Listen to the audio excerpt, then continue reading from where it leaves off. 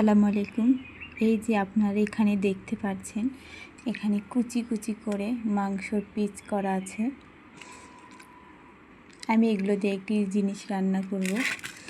এই হচ্ছে তার উপকরণ। এখানে আছে মরিচ গুঁড়া, জিরা গুঁড়া, লঙ্কার গুঁড়ো, এখানে লবণ, আর এখানে হচ্ছে লেবু।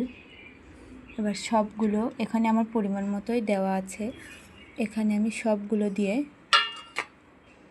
এগুলোকে মাখিয়ে নেব।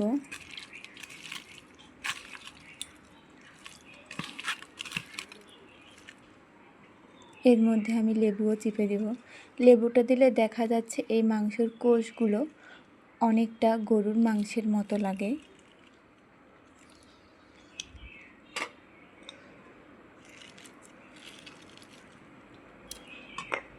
এটা সুন্দরভাবে নেড়েচেড়ে মাখিয়ে নিতে হবে এবং এটা মাখানো হয়ে গেলে এটা আধা ঘন্টার জন্য ফ্রিজে রেখে দেব, যাতে এর ভিতরে সব লবণ হলুদ গুঁড়া ভিতরে যাতে চুষে নেয়। যাই হোক, আমার মাখানো কমপ্লিট, আপনারা দেখতেই পাচ্ছেন। এবার এগুলো আমি ফ্রিজে রেখে দেব।